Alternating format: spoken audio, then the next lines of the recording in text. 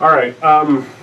In fashion of my father, I wanted to show you some of the great publications that Gary has been a part of over the years.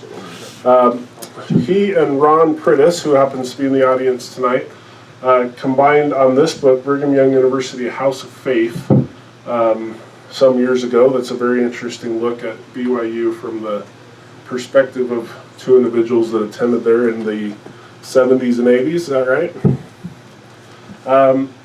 Gary also edited this excellent collection of essays on Mormon doctrine called Line Upon Line. He edited the autobiography of B.H. Roberts that's available in paperback. He compiled this very interesting look at official church stances on a number of topics called Statements of the LDS First Presidency, a topical compendium. And it's fascinating. It's out of print now, but I do have a couple of copies. Very interesting to be able to look and see what the most recent statement on something was, and then look back over the history of how those statements may or may not have changed. One of our customers tonight was telling me the first time he met Gary was when Gary came to sign this book here, Conflict in the Quorum, Orson Pratt, Brigham Young, and Joseph Smith. Fascinating look at the conflicts that Brigham Young had with, Orson Pratt had with a number of the early brethren, Joseph Smith and later Brigham Young. And this goes into great detail, including minutes from Quorum of the 12 meetings where you have a difference of opinion between Orson Pratt and Brigham Young, and they go back and forth, and an excellent book that's still available. Gary also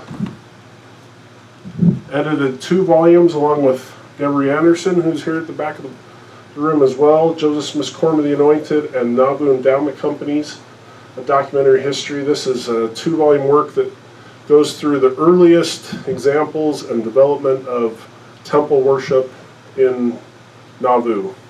Starting with the Quorum of the Anointed, the Nauvoo Endowment Companies talks about the use of the Nauvoo Temple for various functions, mostly getting temple work done for members of Nauvoo before they left and came west. And then most recently, unfortunately I don't have a full set, but this is a 3-volume set called Confessions of a Mormon Historian, The Diaries of Leonard J. Arrington. If you have any interest in 20th century history of Mormonism and Leonard Arrington, this is an absolutely fascinating compilation, taking from Arrington's expansive diaries. And anyway, I have a new set on its way, but if you're interested, we had an event years ago for this when it came out, and we sold a whole bunch of sets. Apparently we mixed up a bunch of volumes because I don't have any 3s, and I've got like 3 partial sets somewhere in the world. There's 5 or 6 customers that have 2 of one volume and not the right volume, but no one's ever come forward, so I don't know where they are. Okay, last but not least, we've got Justice and Mercy, the subject of our event tonight, Studies of Transgression in Latter-day Saint Community, with a contribution by Levina Philly Anderson. Excuse me. I did reach out to Levina. We were hoping she could join us tonight, but it didn't work out on her schedule. So, fascinating look at some individuals and their sordid past, shall we say. And he did cover this with Journal of Mormon History and 3 separate issues. These have now been compiled here with some added materials, and we look forward to hearing Gary explain more to us tonight. Please welcome Gary Bergera.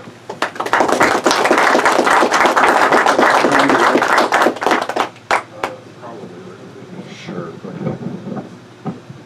Can everybody hear me okay from this? Great. Yes.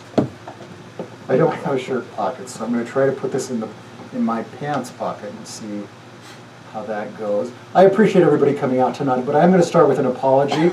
I have a lousy memory, so I can remember working on some of the books vaguely that Chris mentioned to you, but I'm not sure if I can recall specific details from the books themselves, content-wise, but also the history of those books. And that also goes for Justice and Mercy. The articles, the 3 articles that originally appeared in the Journal of Mormon History appeared in 2011, I think the second half of 2011. And that's a long time for me. So, and I have not, so I've tried to refresh my memory on certain aspects of the book, but not on the details of those particular essays. So you're welcome to ask me questions. I'll do my very best to answer them, and we'll just see how it goes. What I thought I'd do initially, at first, is to read some excerpts from the introduction and the conclusion to the book. I think it'll answer some questions, address some issues that some of you may have, that some readers have had, and will kind of lay the foundation for the book. The disciplining of LDS church leaders Albert Carrington, excommunicated in 1885, Bishop Thomas Taylor, excommunicated in 1886, Elder Richard R. Lyman, excommunicated in 1943, and presiding patriarch Joseph F. Smith, released from office in 1946 and informally disfellowshipped, were pivotal events in the lives of each man. Their biographies, as well as the history of the LDS Church, would be incomplete without a full examination of them. To borrow a metaphor from Elder Dallin Oaks, quote, in a quoted document, to omit parts of the quote without noting the omission is to perpetuate a lie. Quote, we approve dishonesty tacitly by our silence, continued Spencer W. Kimball. Quote, honesty is more than not lying, elaborated James Faust. It is truth-telling, truth-speaking, truth-living, and truth-loving. Quote, full truth, adds LDS historian Ron Walker, requires the investigation into personality, psychology, physiology and health, and sexuality. It may also mean examining human weakness, human relationships, and the influence of political, social, and economic contexts. Each of the 4 cases treated in Justice and Mercy centers on actual or alleged transgressive sexual behavior, and within a society that defines such activity as immoral, the silencing of discussion says as much about one's own views of transgressive behaviors in general as it does about the activities of these men in particular and the churches and others' responses to them. This is not to minimize the difficulties, even anguish, these incidents may have caused the men, their families and friends, or church at large.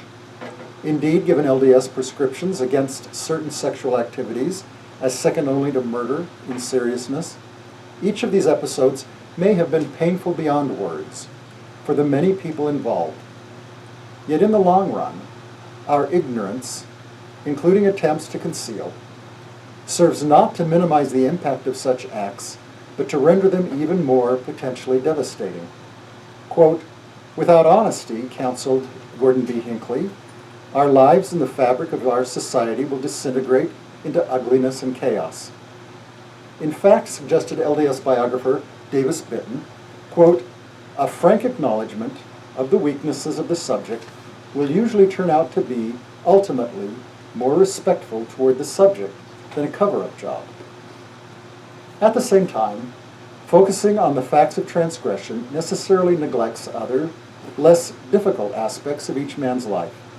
As Oakes warned, quote, severed from their context, true facts can convey an erroneous impression. Quote, true religion is not looking primarily for weaknesses, faults, and errors, Faust noted. It is the spirit of strengthening and overlooking faults, even as we would wish our own faults to be overlooked. Quote, the writer or the teacher who has an exaggerated loyalty to the theory that everything must be told, cautioned Elder Boyd Packer, is laying the foundation for his own judgment. He should not complain if one day he himself receives as he has given. Quote, we must avoid inflating a single incident out of proportion to its significance, Bitton summarized, and presenting as typical something that is unique or out of character with everything else.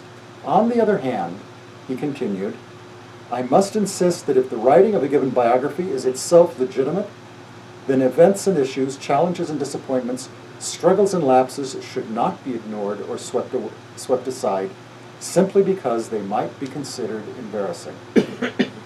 My intent in chronicling in some detail particular events in the lives of Carrington, Taylor, Lyman, and Smith is not to judge these men, to misrepresent or sensationalize their lives, to demean their memories, debunk their contributions, embarrass their descendants, criticize or ridicule the LDS Church or its leaders, challenge or diminish the faith of church members, or even to present these men's transgressive activities and resulting experiences as cautionary tales of triumph and tragedy. Instead, I hope to contribute to a more complete, and hence honest, reconstruction of their lives, of the choices they faced, the decisions they made, the actions they undertook, the consequences they lived with. We must be careful, stressed Neal A. Maxwell, not to canonize our role models as we have some pioneers and past church leaders, not to dry all the human sweat off them, not to put ceaseless smiles on their faces when they really struggled and experienced agony. Such approaches, concluded Leonard Arrington, quote, are not damaging to the prestige of our leaders. We may not be edified by every move they made, but we are warmed by their humanity. In fact, I am convinced that among the highest honors we can pay to men and women is to tell the truth of their lives, that complete truth is always more ennobling than partial truth. Whatever the reason or proffered justification, tackling with less than full honesty and disclosure what some may term the darker episodes of the past necessarily produces, to borrow the words of Lawrence Coates, quote, an inaccurate and distorted record of our heritage. Quote, all scholars worth their salt, notes John W. Welch, avoid material omissions, for often what is not said can be as misleading as what is said. Quote, truth, not deception, is the bulwark of faith, continues Richard Bennett. Quote, if the truth will eventually prevail, then let the truth be told. Clearly, adds LDS historian Ron Esplin, Clearly, adds LDS historian Ron Esplin, quote, we cannot and need not avoid mentioning the negative in church history.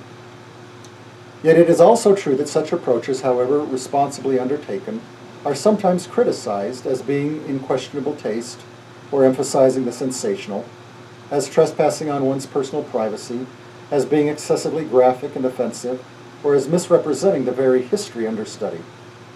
That such criticisms are most often directed at histories that address topics of a sexual nature and are rarely, if ever, directed at other equally narrowly focused studies, speaks, I believe, not so much to the specific histories in question as to the critic's own beliefs and prejudices. To the extent that such criticisms distract the practice of history from fully embracing the accurate reconstruction of the past, they skew accounts of the past far more than the approaches they criticize. The writing of history must not be hobbled by attempts, however seemingly well-intentioned, to manipulate, manage, or censor the past. The aim and goal of history is to arrive at as accurate and honest a reconstruction of the past as possible. Hopefully, the examination of the transgressions and disciplining of Carrington, Taylor, Lyman, and Smith helps to render more completely both the complicated truth of each man's life as well as the history of the LDS Church generally. Tragically, in these four cases, each man's contributions to church and society has largely been overshadowed by the notoriety of his transgression and the punishment he received. And one wonders how differently his memory and legacy would be viewed had he not been a high-profile church leader at the time action against him was taken. Quote, there are blemishes to be found, if searched for, in the lives of all men, explained Gordon Hinckley, including our leaders, past and present, but these are only incidental to the magnitude of their service and to the greatness of their contributions, end quote. Quote, we learn from history not to judge persons and events too quickly, summarized Leonard Arrington. Quote, history demonstrates that all people are fallible. There is no one without weakness, no one except the Savior who can claim perfection. This is not a negative or discouraging message, quite the contrary. For history also demonstrates that people can change and improve, and that even imperfect people can accomplish much good.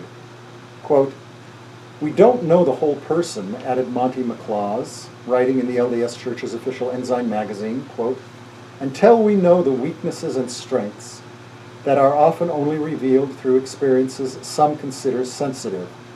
Candid histories may prevent the pain that occurs when we encounter evidence of human frailties that our pasteurized histories have not prepared us to expect, end quote. Our discussion may also reveal something of the deep humanity underlying the sometimes confusing, even contradictory actions of and responses to each of these four men, as well as of the beliefs and convictions of his colleagues in the church hierarchy. It may disclose as well something of each reader's own possibly mixed reactions to these men's difficult experiences, to their choices, decisions, and dilemmas. For if one truly believes that judgment is God's alone, that we ought to forgive one another, that those who do not forgive commit the greater sin and stand condemned before the Lord, then one's response, at least in part to these men and to others in similar situations, seems clear. Quote, the Lord wants us to have charity and love and tolerance for our fellow men, remarked Hugh B. Brown. Quote, if we can forgive others, including ourselves, the Lord will forgive us. There is no reason we should hold against our fellow men any of their transgressions. This is a lesson I have learned repeatedly throughout my life, and one I hope I will never forget. Thanks. So that's my opening statement, and I'm happy now to turn whatever time is left over to whatever kinds of questions any of you have. Well, can you just give us a quick sentence or two about what the infractions were of each of those four men? Sure. So chronologically, the four men are Albert Carrington, Thomas Taylor, Richard Lyman, and Joseph F. Smith, the patriarch. Albert Carrington's transgression was repeated sexual activities with women who had worked in the European Mission Office when he was in England. Thomas Taylor was same-sex sexual transgression with some younger boys. This was down by Cedar City.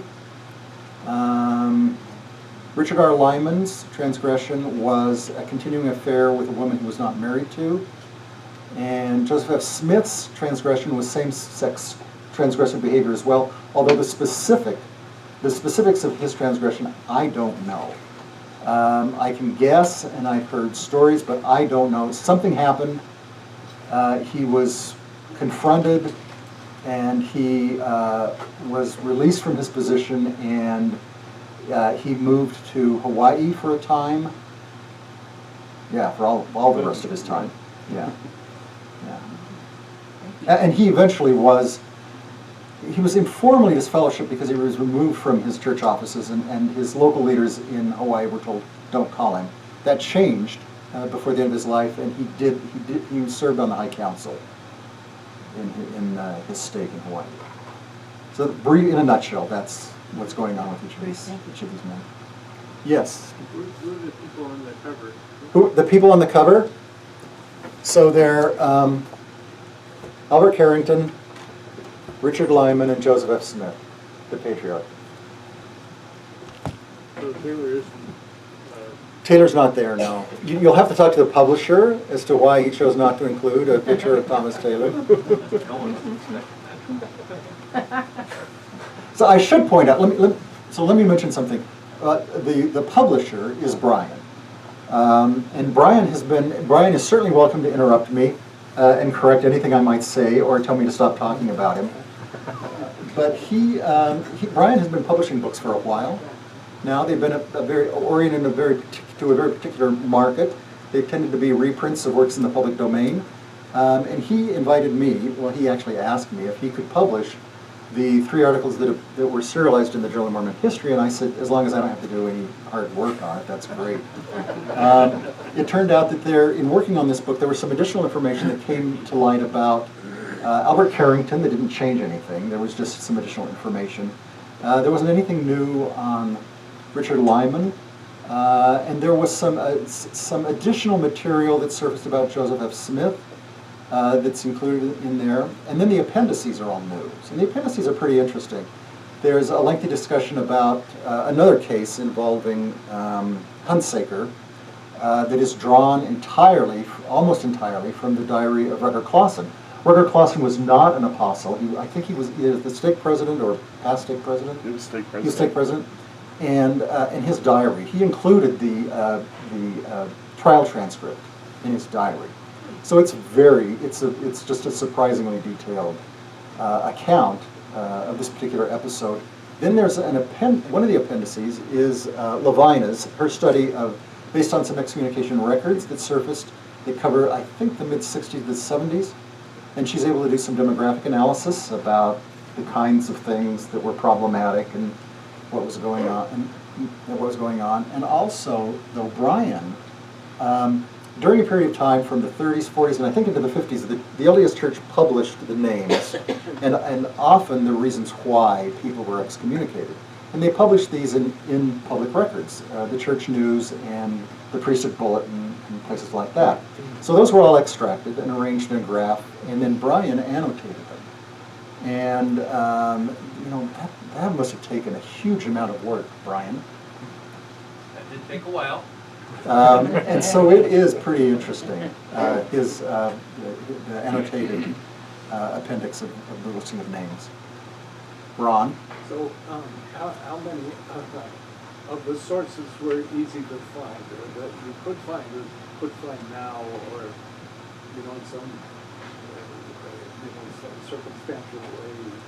Did you have to? So this might be an interesting story for some of you. When the article started coming, so when I worked on it, when I finished the 3 essays, the 3 principal essays, the information, the sources had come from a wide variety of places, but a lot of them came from other individuals who had been in what were restricted collections, and they had shared information with me.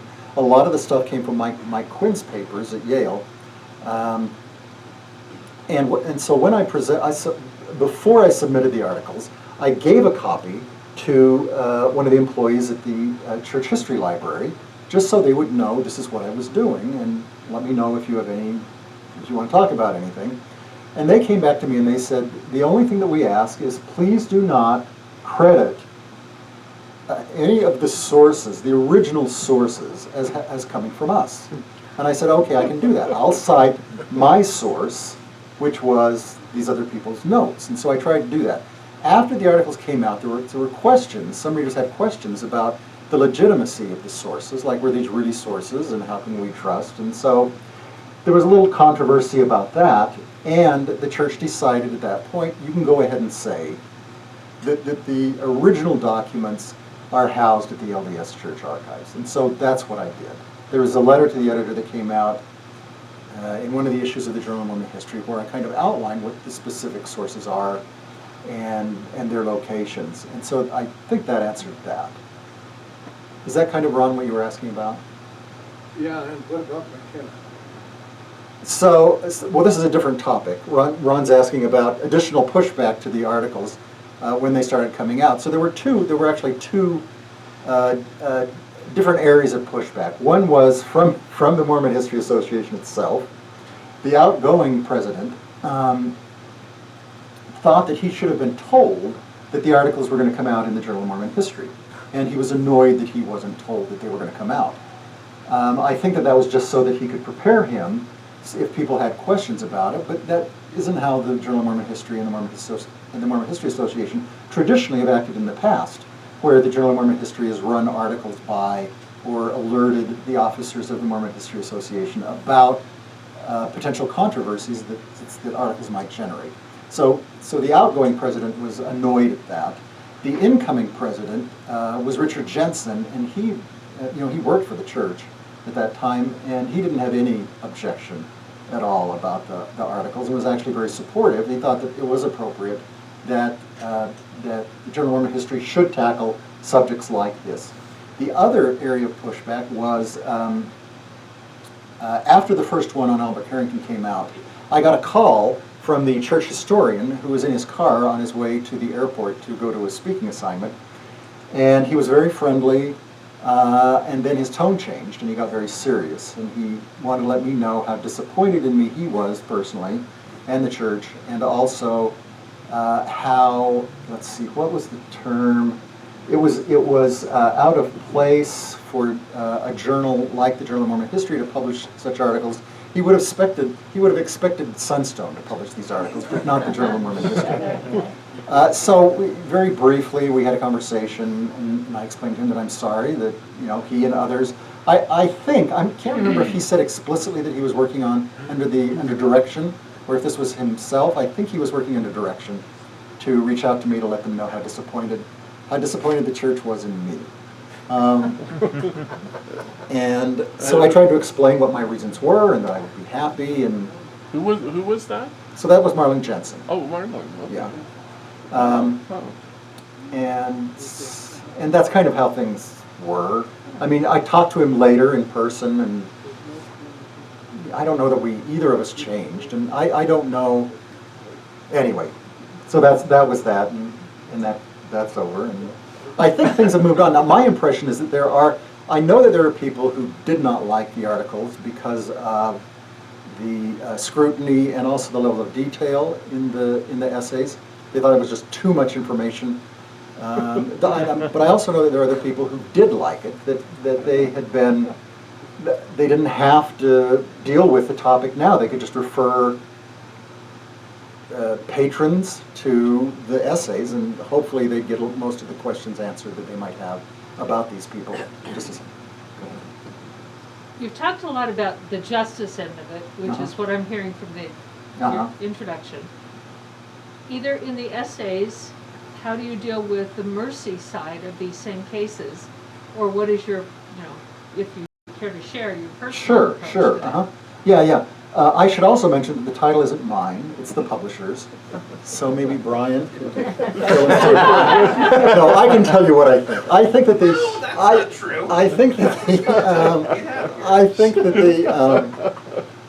So for me, the book, most of the book is one-sided. Most of it is about justice, and I think that the mercy part comes in. At least I hope that it does from the readers.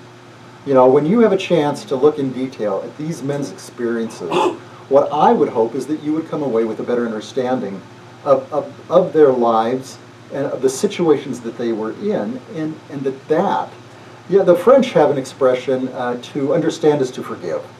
I'm not sure if forgiveness is always possible, but I hope that if you understand these men, you might be in a better position, if you're tempted to judge them, to at least temper that judgment with mercy, once you understand, what their lives were like.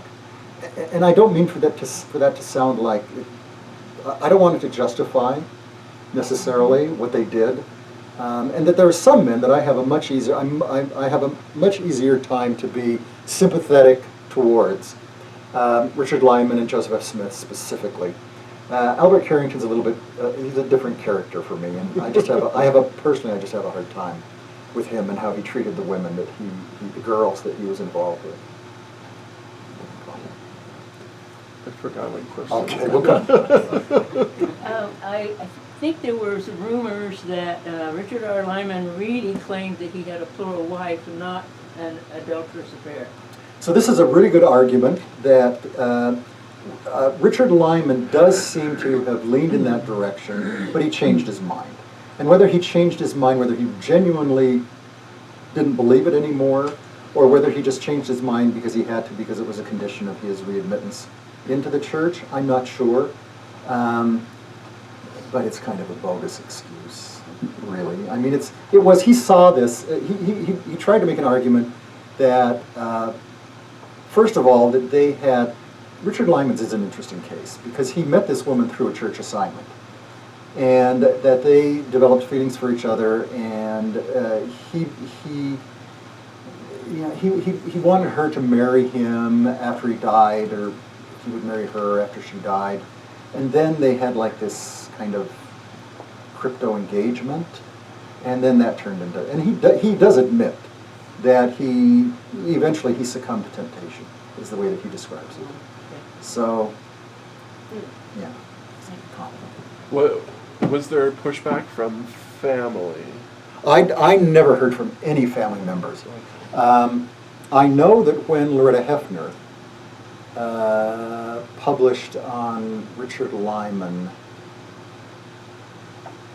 she may have, so Richard Lyman had a son, and the son died.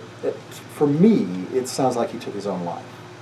And I know that one of Lyman's granddaughters disagreed vehemently with that interpretation. That was the way that Loretta Hefner read it. Okay. But that's the only thing that I know of. But personally, no. I never, nobody descended from any of these people ever came to me and complained. Okay. Well, Maxine told me, this is from 70 Press, when you wrote the article about Joseph F. Smith. Yeah. That Ida Smith, his daughter, hadn't known about any of this, and that she was really upset. That's with what you. I heard too. Oh, okay. I heard that as well, but she I did never not heard that confront directly you. from, no. Oh, okay. No, I heard that as well, that Ida Smith had no idea, that the family had pretty much kept the whole thing under wraps. Although, one of the things that's interesting that surfaced after the first article came out is that the Joseph F. Smith family had some letters from him that had been kept under wraps for a long, long time.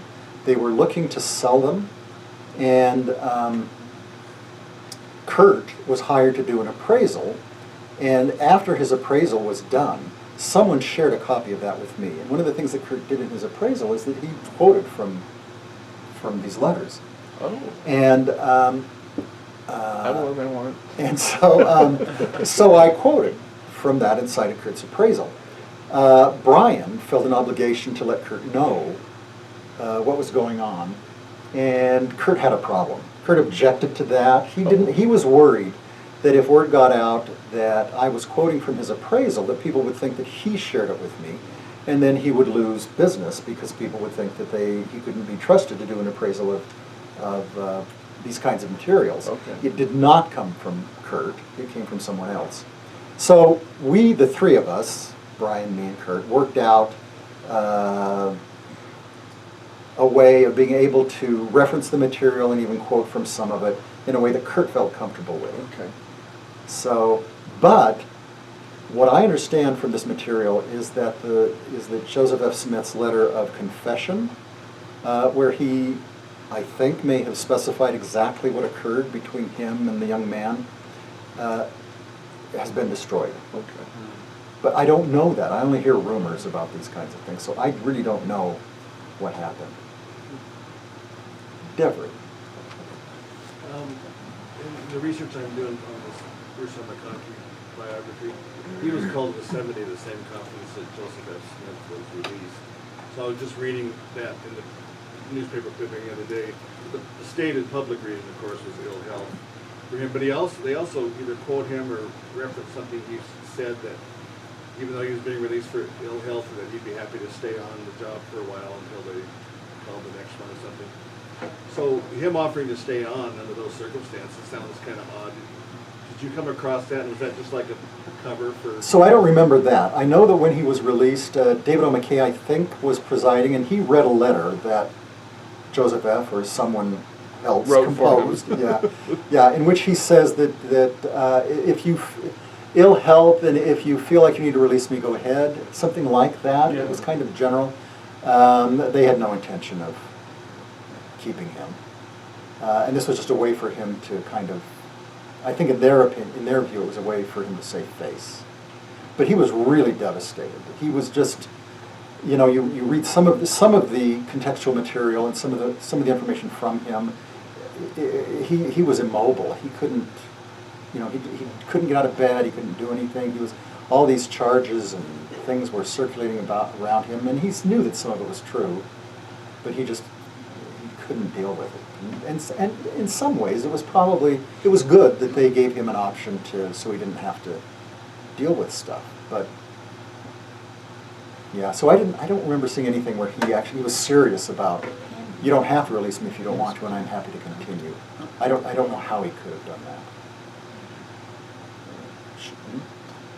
It's been years since I read A Lost Legacy, Uh-huh. where, if I remember correctly, he showed up at work one day and never came back. Yeah, Told that's the right. secretary, this is Yeah. it, he Yep, left. yep, So that's it. this idea of, say, I'll stay on for a while, just doesn't make No. sense. Yeah. No. Yeah. Apart from these case studies, you get in at all to changing criteria for excommunication over time in the church? Not really. Some of the appendices, if you really scour the appendices, it'll become apparent that there are some things. I think somebody was excommunicated for not doing his home teaching, and so you can see that there are certain things that do change. You'll see that the reasons tend to get to be they move in the direction of apostasy or. Apostasy is usually just a cover for a lot of stuff. And there might be like violation of the law of chastity, that kind of thing. But no, they don't really get into the evolving criteria for what is excommunicable and what isn't. Gary, Levinas appendix does go into that for a very narrow period of time. So she had data, like Gary mentioned, through the 60s and 70s. So part of her essay does go through how handbooks through that period of time defined excommunication, the process for it, and then also readmittance. So that was very fun. That was one thing we did add to her original Sunstone presentation, was a detailed analysis of how that did evolve during that window of time, and that was fascinating. Well, that's very embarrassing. That it sounds like I didn't read. Well, Levina's that essay. was me and Levina mostly working on that, so that's so. So, you talk about how all these men are excommunicated for crimes related to sexual stuff. Mhm. And so I'm curious why, when you wrote these initial essays, why you chose not to do any of the people who got, particularly the men who got excommunicated for polygamy-related crimes, because those are also sexual-related crimes. So, and there's like a huge history of excommunication with polygamists, particularly in the early 20th century. So I'd love to hear some of like your thoughts about that, or yeah. Sure. So that's a really good question, and the short answer is it didn't occur to me at the time. The longer is that growing up in the church, I was aware of these three specific instances, and so I was interested to know what happened. What's the story behind these men? I didn't know about the early stuff with men practicing polygamy and the church's response to those and excommunications. And I think that's a really interesting topic for somebody else. Gary, can I chime in one more time? Yes. Sorry. Hannah, there is one appendix that does get into some of that. The Salt Lake High Council trial excerpts, 1890s, there are some very interesting ones in there. And we pulled out some good footnotes to put those in context. So there is a little bit. See how good Brian is. I mean, I'm a helpful Brian's publisher. name should be on that title page. I'm a helpful publisher. Jim. In Levina's contribution, does she revisit the revisiting of her membership? in the last I few don't years? believe so, I don't does think she? so. No, but she does in that little book that's Signature published. What's it Mercy called? Without End. Mercy Without End. Yeah. Yeah, she does talk about that in some detail. And that's a really good essay. Connell. So there are men. What about women? Are there any prominent LDS women that could be included in a volume 2? That's good. Are you aware of anything? I've I been can't trying think to of think, anything. and I'm like, I don't think any of the women that Carrington was involved with, is that right? Were disciplined? there's some prominent Mormon woman involved with the Woman's Exponent or something that she was excommunicated. Oh, yeah. Yeah, is it Yeah. Annie? Emmeline Wells' daughter? Is that what you said? Yeah.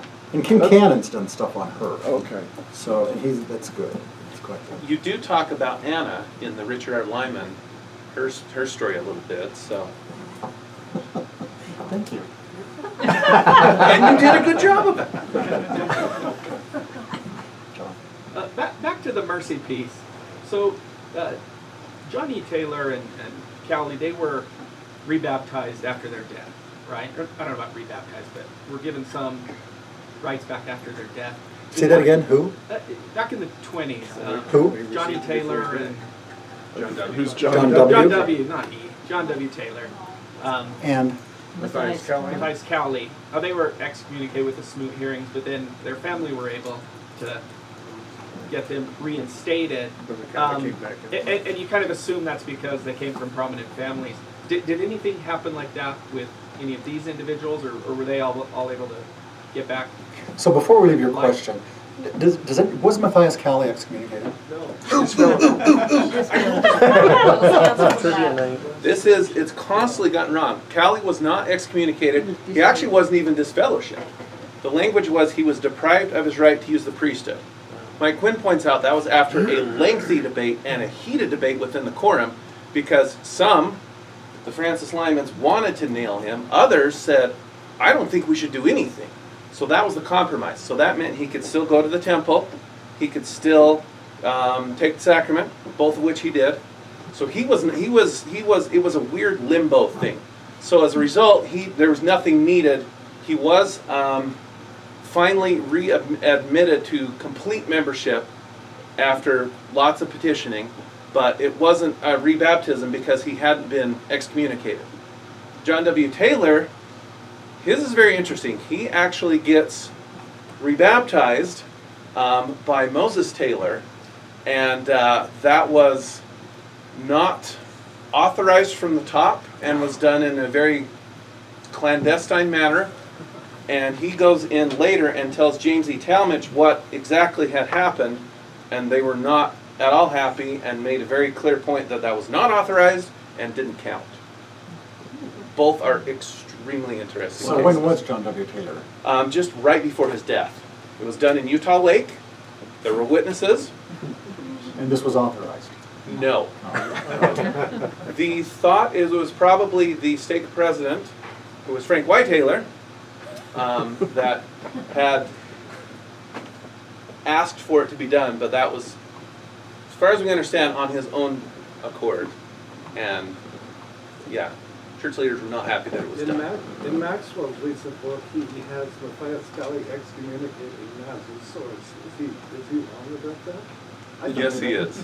Unfortunately, he quotes from Solemn Covenant, where Carmen Hardy correctly identifies what happened, but in the wash, it got confused. So that is, and that frequently you will see that either excommunicated or disfellowshipped, neither of which are accurate.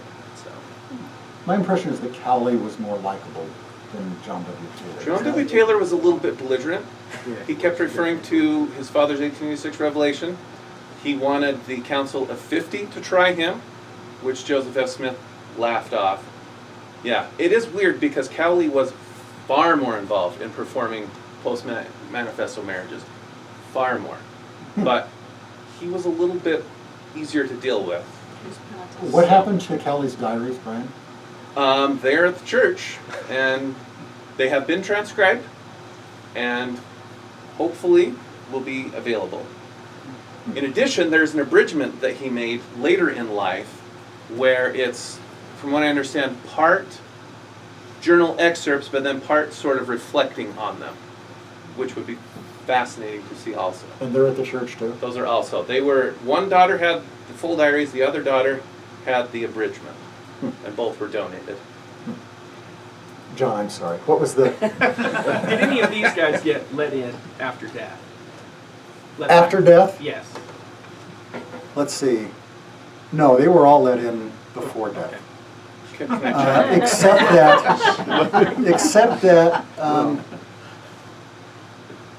Richard Lyman, I think, didn't have his full blessings restored until after death. Okay. But I think he was rebaptized. Uh-huh.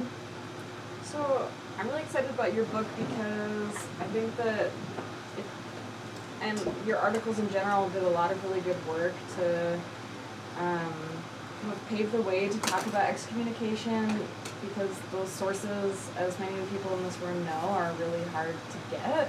And so I'm curious if you have any recommendations for the historians in the room who want to write about that in the future, and what that could look like in terms of getting sources, in terms of, it seems like you have a lot of little helpers or something, I don't know. So. Well, no, that is true. I mean, so my helpers weren't, they were like, they'd already done some of this stuff. And so not hesitating to reach out to people and let people know what you're doing, and especially if you know that some people have had access.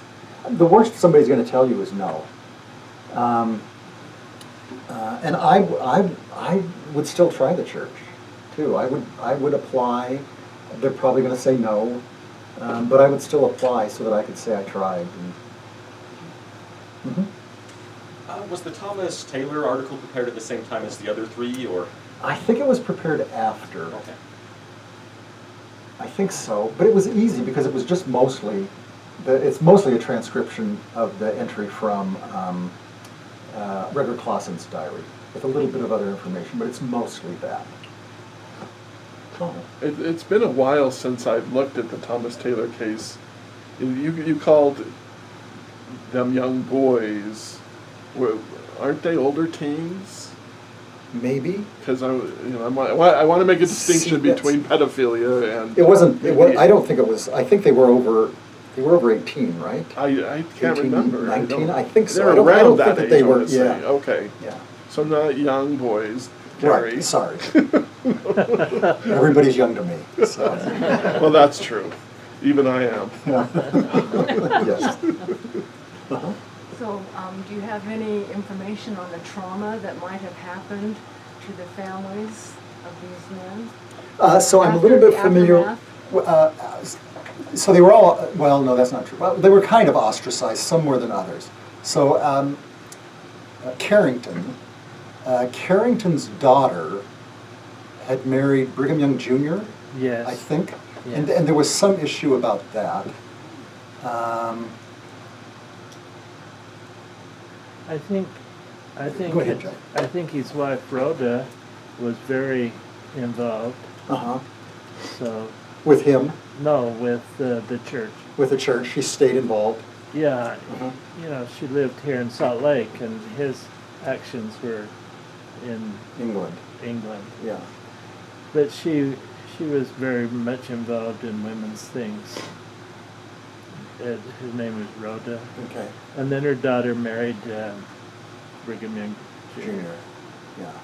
Are you wondering if any of them left the church because of this? Or if they had experiences of, you already said ostracized, but just wonder what the effect on the family. Does anybody know? I don't know that anybody left because of this. Well, you know, Richard Lyman's wife, of course, was Amy Brown. Amy Brown was very Yeah. And she was released, right? Because of released this? from being general president, but that didn't mean she Yeah. left anything. Yeah. I don't know of anybody. Bishop Taylor's wives, his plural wives, divorced him. Is that right? I think. I want to Okay. say that, but it's been 20 years. Yeah. Yeah. So I don't. So I'm not aware Was of there any anybody. healing that took place from the authorities to these guys, or Any healing? healing. Did they come back and try to help him, or did they just say, you know, this is They too bad pretty for much, I you? mean, no, they would, so Carrington and Lyman were difficult because the church did not feel that they were repentant enough. And so Carrington got baptized as he was dying. And Lyman applied several times, and they always, right up until the end, until they finally approved it, they felt like he did not show, and and he continued to see the woman after he was excommunicated, and finally he stopped doing that. So I think that they were disappointed, and that they expected more from them in terms of repenting fully. I'm not sure about Joseph F. Smith. I don't know. His is an interesting case. His son some of you may know this already, Hiram, who was with Hiram, he was a management consultant and was involved with Franklin Covey, things like that. There was an incident of him when he was excommunicated a few years ago. Well, 20 years ago, 10, 20 years ago. Yeah. Didn't he baptize Maxine Hanks? I remember listening to Maxine talk about being baptized. Hiram Said Smith? Hiram Smith baptized. Really? Do you remember that? It was at Sunstone. Really? That's interesting. And then I didn't know that. Ruth Smith. Yeah. She was in our ward. We were very good friends with her. We were home teachers. Oh, okay. Joseph F's wife. Yeah. And you would have never known anything. I didn't know anything about it until another person up the street. Well, apparently the family didn't talk about it. Yeah. Oh, George Albert Smith's journal reports that she came in a couple of times to speak with him and others separately. So Ruth, I think they kind of maybe tried to do some damage control there, if not outright healing, but she left kind of for other helping reasons. her. Well, I'd have left the church for the marvelous work in the wonder. The reincarnation of Hiram. Hiram, yeah. Jim. Lyman's paramour, was there any church Yes. action against her? She was excommunicated by the 12. Wow. Did she come back? I can't remember. I mean, I'd have to look at that that chapter to see. I just can't remember. But that was interesting. She was her local church record said that she was excommunicated by order of the 12. Did she appear at the excommunication? I can't remember if she did or not. I think there is some reference to them meeting with her. They probably wanted her version of what happened. Yeah. That's the famous story where somehow word had reached the ears of J. Reuben Clark that Richard R. Lyman something was happening, because he was observed walking from the Thursday meeting of the 12 up Capitol Hill to an apartment and going inside. And so they appointed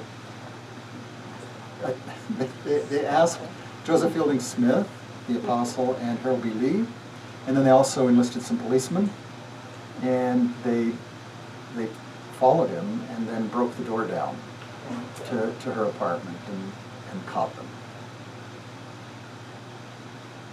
And her apartment's still there on Capitol Hill. With the broken door? Not with a broken door. There's a plaque on it. No plaques or anything. Have you, Well, sold the movie rights? No, there's nothing like. Oh, and I should say, that there are no royalties. So all the profit goes to the publisher. And the bookstore. Well, that looks like that's it. So thanks again, everybody, for coming out. It's hot. I hope it hasn't been too hot.